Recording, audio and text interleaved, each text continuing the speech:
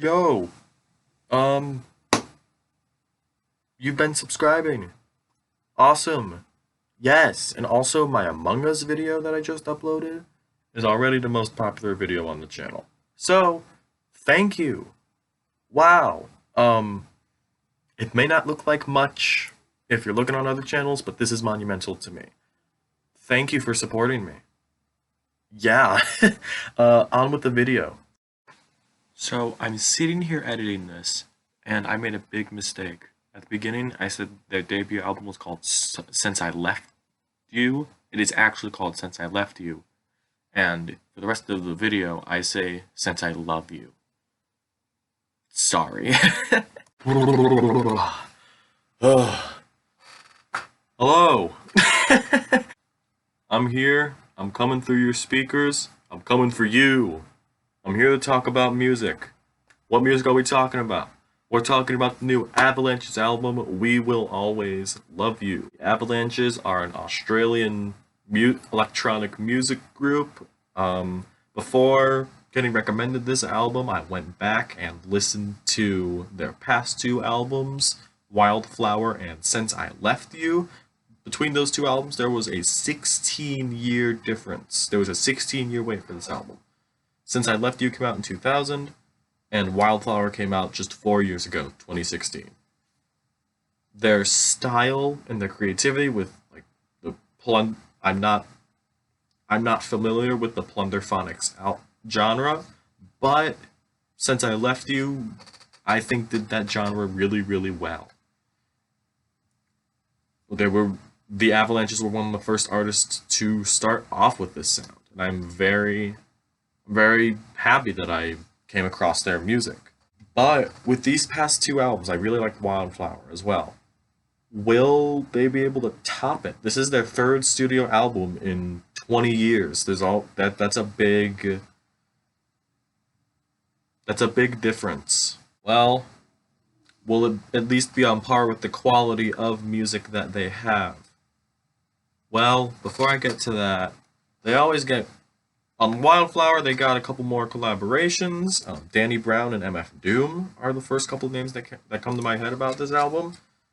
But there are a lot of collaborators on this album. On here we have Leon Bridges, MGMT, Blood Orange, Cola Boy, Jamie XX, Nene Cherry, Denzel Curry, and Pink Sifu, Rivers Cuomo from Weezer, Karen O, among many, many, many others. And I gotta admit, I don't want to say that this is their worst album, but this is their worst album. But this is still a pretty great album. Like there is a lot of quality in the two albums they put out before this. But on this album, We Will Always Love You, this is very different from Since I Love You and Wildflower. So we're going to get into some of the flaws first, if you want to call them that. Some of the parts of it really struggled to keep me interested. One of the appeals of the Avalanche's music is their production. And this really isn't a Plunderphonics album. There are samples on here, but I feel like this is moving more towards a soul direction. The samples aren't really in your face this time, but they blend into the background more, so that the vocalists on those tracks that have vocalists can shine more. It's not really reminiscent of their past two albums. And if you're a longtime fan of the Avalanches who's come to love that style, this isn't really going to be the album for you. But other than that, that's pretty much the only flaws. I adore this sound. You can't do the same thing forever, and I know that, many others know that, and the Avalanches definitely knew that. For each of their albums, their style has changed up. This is their third hot streak. They extended their hot streak with this. This new album right here is one of the more refined bodies of work that they have. It's not really sample inclusive, but the production is just as interesting. The samples here are still pretty great, but without them it would feel a lot blander without the samples. And also, out of how many collaborators on here? Out of the 22 featured artists on this, none of these features are bad. Like at the least, they are enjoyable. Like none of them are bad on the ears. And also, Denzel Curry has one of the best features of his career on Take Care in Your Dreaming.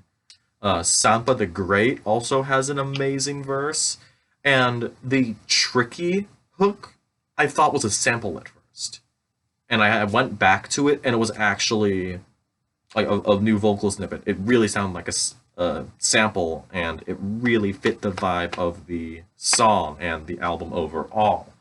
Um, a spoken word piece from Kurt Vile on the track Gold Sky is it didn't really keep me interested, but it by no means was it a bad feature, and the instrumental was just bubbly enough to keep me interested in the track, and I'll keep going back to that because of it. But why is this not as good as their other music? I'd said that this was their worst album earlier, but this is still great. I can't really hold them to such a high standard. They shouldn't have to make perfect masterpieces every time. And I don't think they're masterpieces, they're just really good. But why is We Will Always Love You weaker than Since I Have Loved You and Wildflower?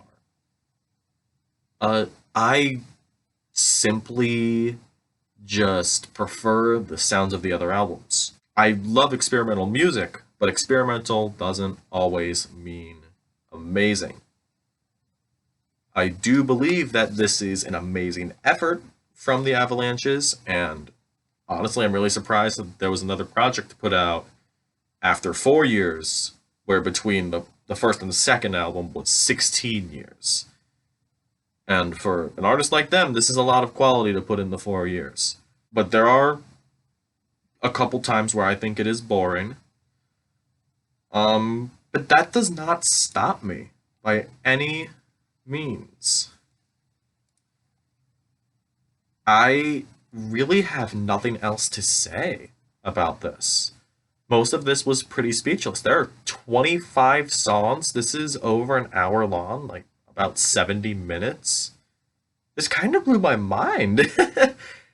um, I can't really compare it to other albums because to their other albums because this is so vastly different in sound while keeping some things that make it unique to the group. But outside of that, there's really nothing else I have to say. There's this really emotional, wintry, actually. This is a perfect album to put out during this season. And it's really cinematic.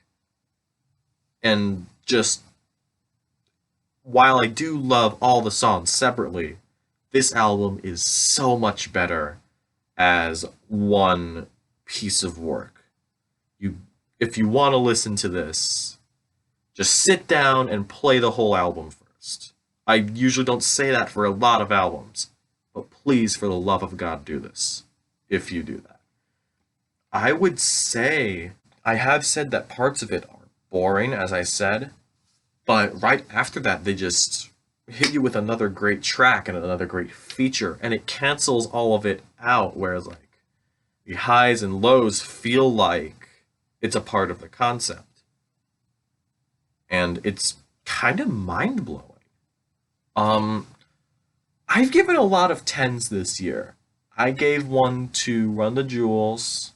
I gave one to the Joji album, which still stands. But I don't know. I am feeling a little 10 happy this year. Fuck it, this is a 10 out of 10. I really didn't want to give this a 10 out of 10 because I have given a lot of 10s this year. I just gave one, like last week too, to that Ichigo Aoba album. But this is nuts. I was blown away by this album. Thank you for watching this video. If you liked my review of it, go listen to the album. It's in the description. Also, what I want you to do is when you're done listening, come back to this video and comment what you thought about it. I want to be more interactive with you guys, so listen to some music. Talk with me about it. And other than that, that's going to do it. Like the video, subscribe if you haven't. Also in the description, I'm going to put my Twitch, so you can follow me and keep up on my gaming content. Along with that, that's going to do it. Thank you. Have a good night.